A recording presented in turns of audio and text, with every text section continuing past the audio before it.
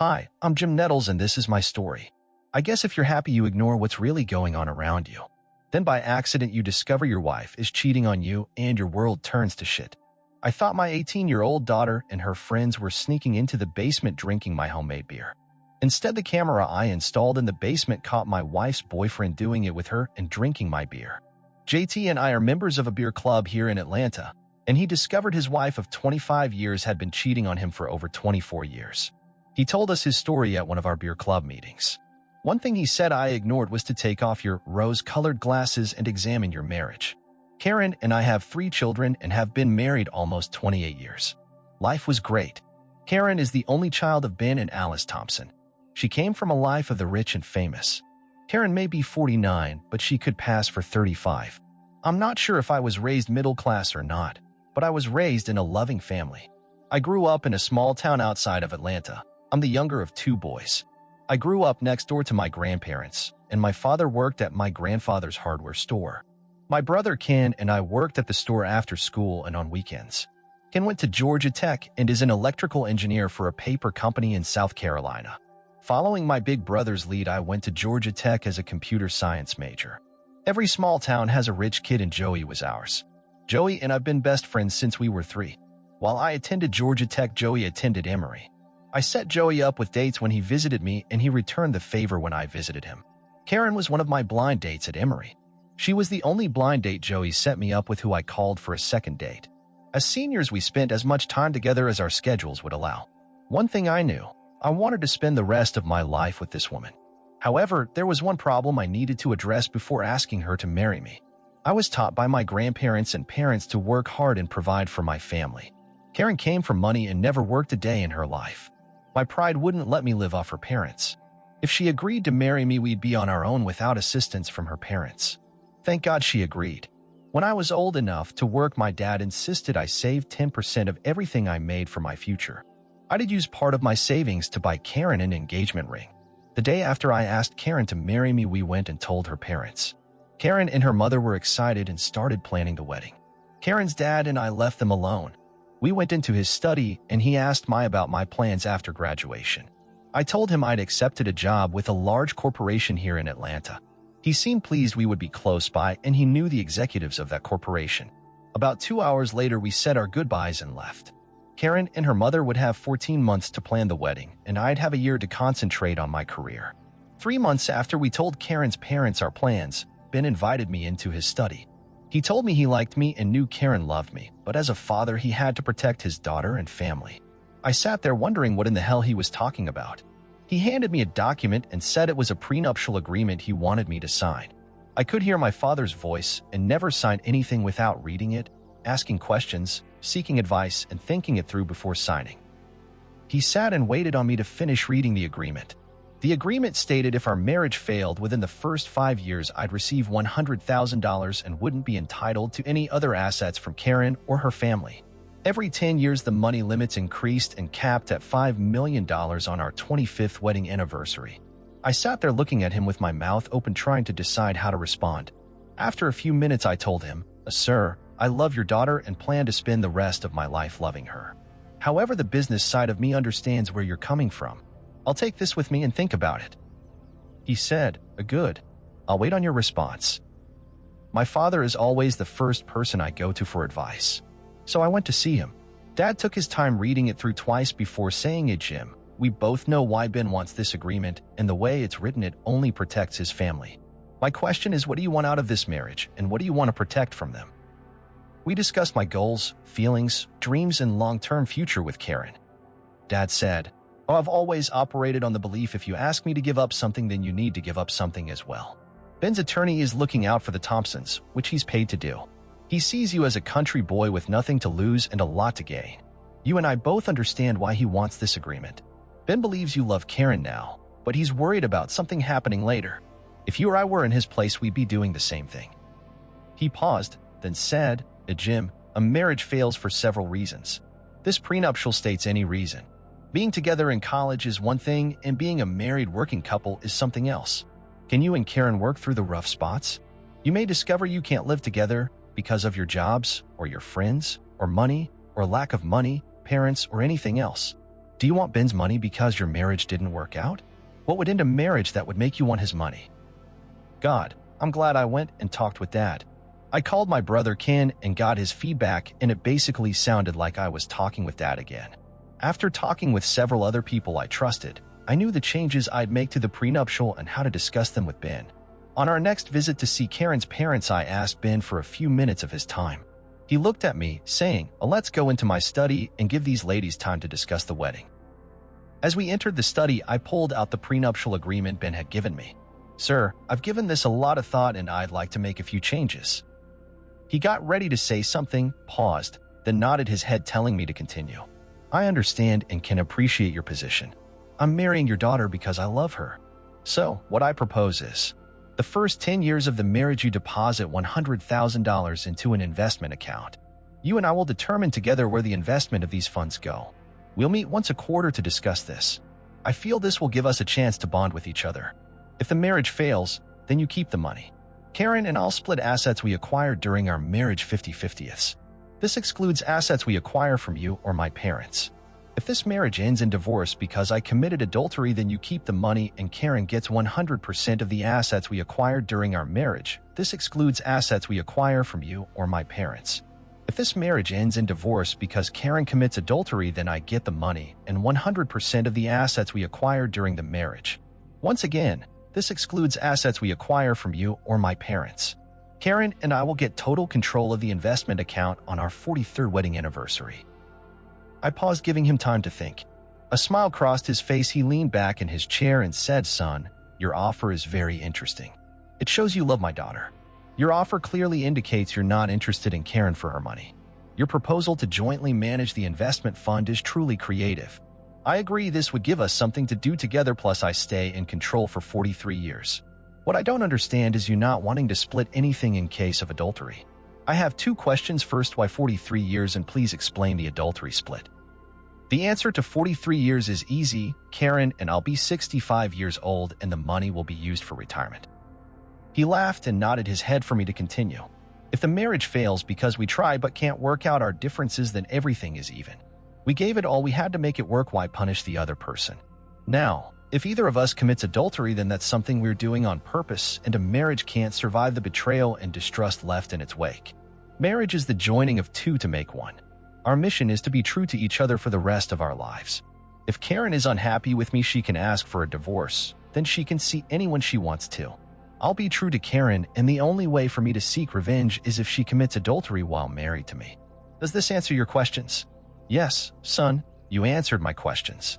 I'll have a new agreement drawn up for your review. Let's go join the ladies. A few weeks later, we brought Karen in and explained the prenuptial agreement to her. Karen was surprised to find out this had been going on and never considered it a possibility.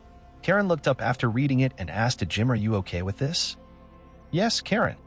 She took time to reread the agreement. "Jim, why 43 years? And what's this about adultery?" Laughing, I responded, "Well, your father asked me the same thing. In 43 years, we'll be 65 years old. Consider it our retirement fund." Karen sat there smiling. If we work at making our marriage work and fail, then we divorce and move on knowing we tried. Adultery is done on purpose, going behind someone's back, lying about where you've been and who you were with. I can't conceive anything more devastating or dishonest to a marriage. If I'm not good enough for you or you feel the need for someone else, then ask me for a divorce. I'll not be disrespected, nor will I be AC. I love you and I'll be true to you and ask the same from you. We had a great wedding and a fantastic honeymoon. We've been married almost 28 years and have 3 children. Dan is our oldest at 26 and was named after my father. He is working for one of Ben's companies where Ben is grooming him to take over the family businesses. He's been accepted in an MBA program starting this fall. Benny is 25, loves the outdoors, and joined my dad after graduating from college. As you can see, Benny is named after Karen's dad. My dad's very happy to have someone in the family take over the farm and hardware store. My brother and I left the farm as soon as we could. Amy, our surprise child, turned 18 3 months ago and has me wrapped around her little finger. She's the best athlete of our children and has accepted a full scholarship to play soccer at UNC next year. After the boys left for college, I converted the basement game room into a brew pub. Karen and I like to entertain, and the pub has become very popular with our family and friends. For a few months, I've suspected someone of stealing my beer. No, I don't take inventory, it's just a feeling. While packing a few beers for a beer club meeting, I couldn't find any bottles of IPA. Fred Jones was at the meeting that night, and I told him I thought my 18-year-old daughter was sneaking my beer from my pub. Do you let your daughter drink beer? No. I let her have a taste if she wants to. What makes you think it's her? The beer seems to disappear when I travel out of town. It can't be Karen. I've never seen her drink a whole glass of my beer. She prefers wine. The boys like my beer. When they visit, I send them home each with a case of beer. That leaves Amy and her friends. Well, I can install a motion-controlled surveillance camera in the pub and you can bust her with the tape. What a great idea. Can you install the camera tomorrow morning while Amy is in school? Will 11 a.m. work? Thank you. I'll see you at 11 a.m. tomorrow. Frank arrived right on time and he had everything installed within 15 minutes. He spent another 20 minutes teaching me how to operate it. Are you going to tell Karen about the camera? No, she'd probably slip and tell Amy about it. So, when's your next trip? I'm going to Cleveland next week. I leave on Wednesday, returning on Thursday. Have a safe trip and let me know if you get her on tape. We left the system turned on and went to lunch. For the next 2 weeks, every time I went into my pub, I drank a beer and checked the tape. The only people caught on tape were the cleaning crew that comes in Tuesday and Friday mornings and me. I didn't get home from Cleveland until 1 a.m. Friday morning due to a 2-hour flight delay. I spent Friday at the office. Friday night, Karen and I had dinner with her parents and then attended a play. Saturday, we had a barbecue at our house. Sunday after church, we visited my parents. When we got home, I went to sleep in my easy chair. Monday night, when Karen was at a meeting and Amy was at soccer practice, I checked the tape. 5 minutes into watching the tape, my world fell apart. I expected to see Amy and her friends. Instead, I saw Karen enter my pub holding hands with Jerome. Jerome, his wife Diana, and daughter moved into the neighborhood about 8 months ago. Jerome's daughter Nicole and Amy quickly became close friends. I went numb seeing my wife bent over the arm of my favorite chair getting F by Jerome. How long I sat there staring at the screen, I don't know. It wasn't until I realized I was watching tape from Saturday's barbecue that I snapped out of my daze. Damn, I wish I'd installed audio recorders along with the camera. My shock turned into anger, then rage. Dad had always stressed working through problems with a clear head instead of letting anger control you. Do your homework, gather your facts, understand your problem, then decide how to handle the problem. People make stupid decisions when angry. I needed hard facts. While the tape was rewinding, I took several deep breaths trying to calm down and watch the tape again. It's obvious this wasn't their first time. They F in several positions before it ended. They sat there talking while the son of AB drank my beer. Before he could finish the beer, Karen was on her knees. While Jerome was getting dressed, Karen got him another beer and she dressed while he drank the beer. The son of AB, F my wife, drank my beer and took my bottles. I stopped the tape and called Frank. He answered on the third ring. Frank, it's Jim Nettles. Do you have a few minutes? Yes. Did you catch your daughter stealing your beer? No. I caught my wife F.A. neighbor and I need your professional services. I'm sorry to hear that. What do you need? Everything. Can we get together sometime tomorrow? Hang on, let me get my daytime. How about 4 o'clock tomorrow? Great, I'll see you then. What do I need to bring? The tape is name, address, phone number, work address, Karen's schedule, and when you'll be out of town again. See you at 4. Thank goodness Karen wasn't home yet, which gave me time to get control of my emotions. About an hour later, Amy came downstairs letting me know she was home. We walked upstairs where she told me about her next soccer game. I assured her I'd be there. I'm not one to hide from problems, so I decided to stay up and wait on my slut wife to get home. I still wonder if she was at a meeting that night or if she was out getting F. Oh well, I thought, Frank will find out. At 3:55 I walked into Frank's office ready for battle. He told me he was sorry to hear about Karen cheating on me. I said, I've talked with JT and he told me how you and Mike Ford handled his case. You're the expert. What do you recommend? I know about the prenuptial agreement and you have all the evidence you need to prove adultery. What do you want? I know, but I want to know everything about Jerome, his past, his wife, and his family. I want to know when he shits and where. I want him followed 24/7.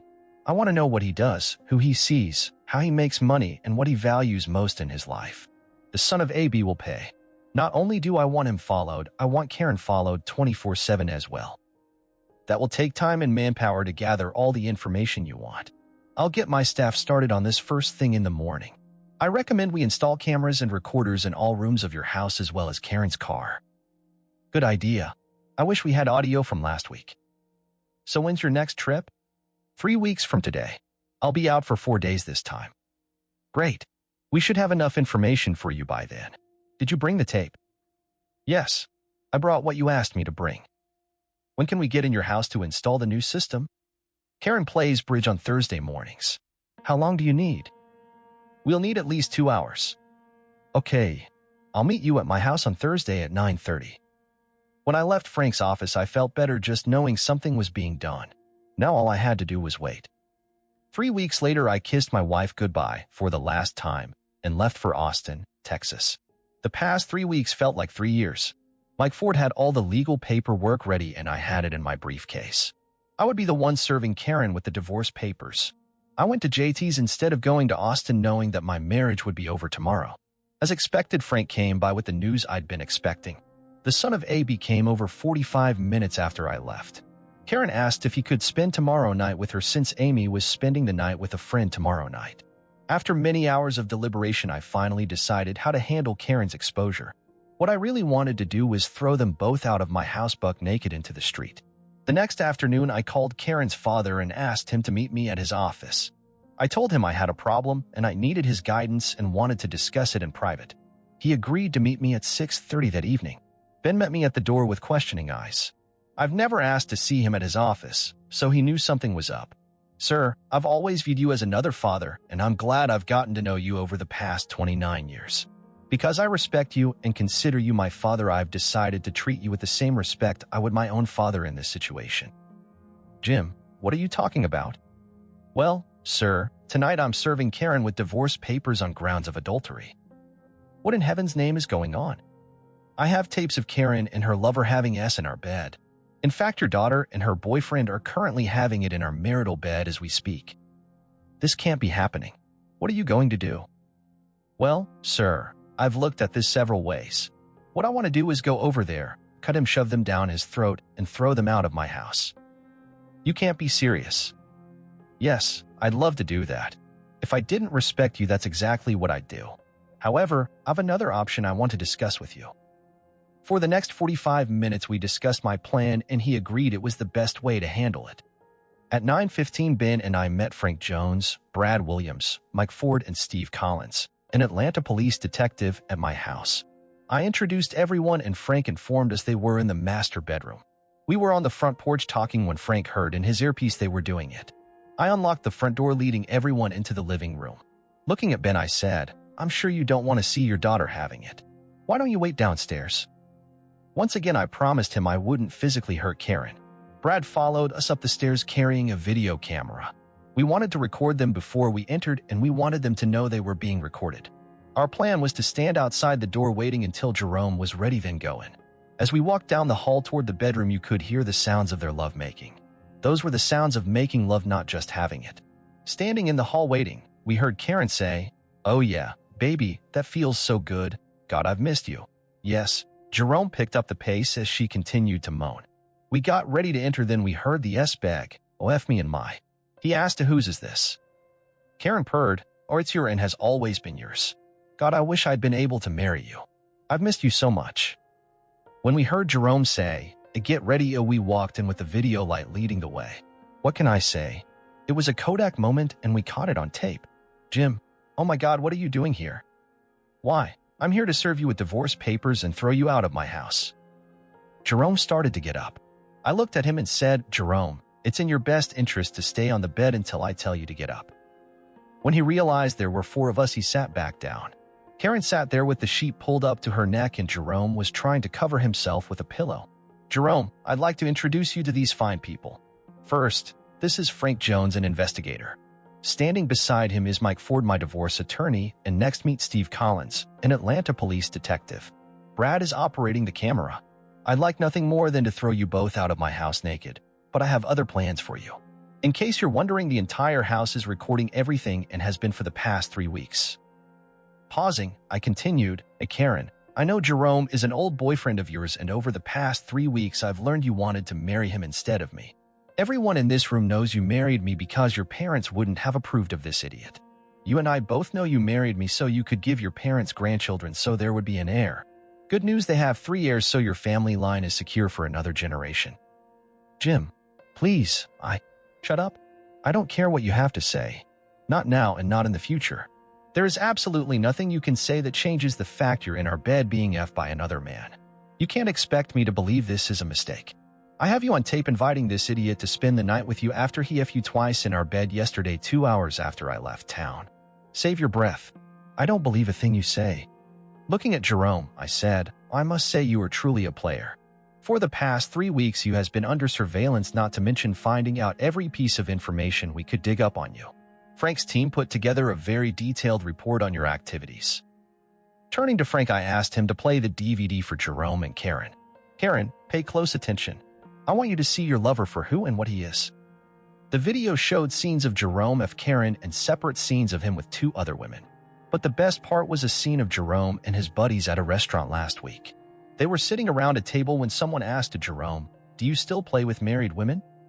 "Hell yes, I can't get enough. There's nothing better than them in their husband's bed." "Have you hooked up with anyone since you moved back to Atlanta?" "Oh hell yeah, I've got 3 married MF now. In fact, you know one of them. Do you remember Karen Thompson from college?" "Yes. Wasn't she the bee that came to our apartment on her wedding day for you?" "Yes, that's her. I've been after her for 5 months. Can you believe it? She's my neighbor. If I remember correctly, she told you she wanted one last before her wedding because she was going to be faithful to her husband." "That's correct. Up until 5 months ago, she kept her word. Now she's telling me she wished she'd married me instead.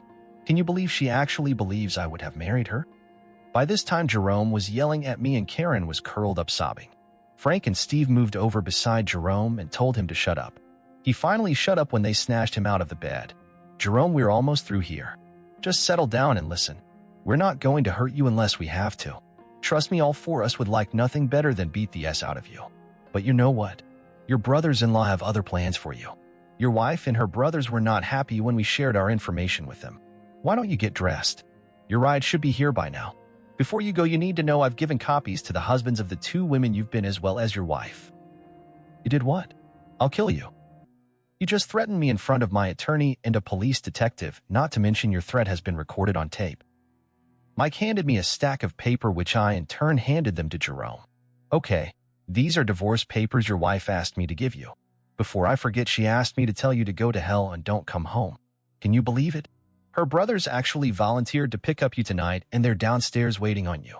I must tell you, they aren't happy waiting on us to finish our little talk. Now it's time for you to leave. I hope you enjoy your ride home. Steve will escort you downstairs. Hey Jim, don't forget to tell about all the help her brothers were in helping us gather information about him." "Thanks for reminding me." "Yes, idiot, the documentation we gave your wife goes back at least 15 years. Frank, with the help of her brothers, has documented 12 cases of adultery. You should hurry. They are downstairs waiting on you." Steve grabbed Jerome by the arm and escorted him out the door. I then turned to look at my lying, cheating wife. "So, how does it feel knowing the love of your life was playing you for a fool? How does it feel knowing you were played and not loved? How does it feel to find out you were just another S to Jerome? How does it feel to know you were his 30 years ago? How does it feel to know he didn't love you? How does it feel knowing you were not the only dumb he was with? How does it feel knowing you're his today? How does it feel knowing you've destroyed our family? How does it feel?" I paused, letting my words sink in and taking a moment to collect me thoughts. "You are one dumb. I told you 30 years ago the worst thing you could do to our marriage was to cheat on me. It's bad enough to destroy our marriage, but to destroy our family for a piece of like Jerome is inexcusable. From today forward, you've ruined every holiday, every birthday, every graduation, every wedding, and every special family event from now on. You've lost the respect of your children, your parents, my parents, and our friends because you're AS. Just the sight of you makes me sick. I can't believe I've wasted 30 years of my life loving a piece of like you. As far as I'm concerned, you're dead." She just lay on the bed crying with her head under the covers. "You're not worth wasting any more time on. Get your cheating up and get dressed. Your father is waiting on you downstairs. He's agreed to take you home, and I can tell you he's not looking forward to telling Alice you're AS. I don't have anything else I care to say to you. You have 5 minutes to get dressed in the clothes you had on when you let your true love in tonight." "Jim, I can't let my father see me dressed like that." That's your only choice unless you want me to drag you downstairs naked. Don't worry, your father knows your ass. Now get your sorry up and get dressed, you have 4 minutes left. Please, Jim, I'm begging you. Let me wear something else. No, the clock is ticking. Get a move on. I can't get dressed with everyone watching. Please, Jim. You dumb, these men have seen video of your naked doing it with your true love. Get dressed, now. To say Karen was dressed like ass is an understatement. She was wearing a see-through blouse, a very short leather skirt, 4-inch heels, and no underwear when I escorted her downstairs. Ben looked at her, then turned and said, "Oh my God. Jim, I can't take her home like this. Her mother will have a stroke, and I'm not sure I'm able to drive us after seeing her like this." Karen stood there looking at her feet as her whole body shook, waiting on my response. Talk about a tough situation. On one hand, I wanted her to leave dressed like the she is, and on the other hand, I want to show my respect for Ben and Alice. The only sound in the room was the ticking of the grandfather clock while everyone waited on my answer. Ben, I understand your problem. Steve, will you drive them home in Ben's car if I follow you? No problem. Karen, because I love and respect your parents, I'll give you 10 minutes to go upstairs and change. The clock starts now. She ran upstairs with a thank you. When she returned, she was dressed like a soccer mom. I walked over to her and removed her engagement and wedding rings, telling her she didn't deserve them. When she went for her purse, I told her to leave it. She would leave with only the clothes she had on. Ben walked over, shook my hand, and said, "Thank you for letting her change. I'll take it from here." The hardest task I've ever had to do was telling the children about their mother's affair. Seeing the pain in their eyes, answering their questions, and watching them deal with the destruction the affair caused was painful. When Karen cheated on me, she also cheated our children out of a family. My parents' reaction was a mirror image of my children. Amy turned down her soccer scholarship from North Carolina and joined the Emory soccer team so she'd be close to her daddy. Our compromise was she could attend Emory, but she had to live on campus with her teammates. She helped me remodel the master bedroom and buy new furniture for my pub. When she's not home, I sleep in the guest room. Dan and Benny stop by and check on me more often than before. One of the things I enjoy the most is they take turns going with me to my beer club meetings. Benny has taken on the challenge of growing some hops for the beer club. We're going to have a contest to see who brews the best beer using Benny's hops. I know Amy keeps tabs on me and makes sure her brothers stay in contact with me. Based on advice from the attorneys, Karen and I settled for a no-fault divorce. Ben agreed I had proof of Karen's adultery and didn't need to seek a divorce, charging her with adultery to get control of the investment fund as per the prenuptial agreement. Ben, Alice, and Karen were spared the embarrassment of a public trial. I did allow Ben and Alice to go through Karen's things and take her personal property. 2 months later, I got a phone call from Karen's dad wanting me to meet him at his office. He and I talk often on the phone, so I was surprised when he requested a formal meeting. For the past 25 years, Ben has been after me to join him in the family business. I've always refused, saying I'd earn my own way and would never be accused of riding his coattails. He surprised me by starting down the path of me joining him. I raised my hand and told him to stop right there. I was not joining his company. Jim, I understand and respect the reason you never accepted my offer in the past, but this time it's different. I'm almost 76 years old and Dan is at least 15 years away from being able to take over. I've always believed if something happened to me, you would step in and take over. This episode with Karen almost destroyed Alice, and she needs me. Alice is so embarrassed she can't see her friends. All she does is stay in the house. Her counselor recommends taking her away for a while. Jim, I need you to replace me and groom Dan for the future. Ben, I'm so sorry to hear about Alice. Please give her my love. Sir, I'm not prepared to give you an answer tonight. Give me a few days to think about this. Don't take too long. I need to get Alice and Karen out of Atlanta as soon as possible. When can you give me an answer? I'll meet you here in 3 days with my answer. Great. Tell your parents I said hello. What? I know you always talk with your father before you make a decision like this. See you in 3 days. 3 days later, I told Ben I'd accept his offer. Dan's excited about his role as caretaker of the family business, and Ben is correct. He is years away from taking over. Once a month, Ben and I meet with Dan, Benny, and Amy to discuss family business. This way, Ben knows what's going on, and Dan has a support structure he can turn to for advice, just like I turn to my dad and brother. Karen moved to Florida with her parents and stays in contact with the children. Dan and Benny travel to Florida to see Karen several times a year, and Amy stays with her a couple weeks each summer. Karen attends several of Amy's soccer games, and she stays away from me. Alice is making progress but will never move back to Atlanta. I'm not sure what happened to Jerome. His wife divorced him, and last I heard he moved somewhere out west.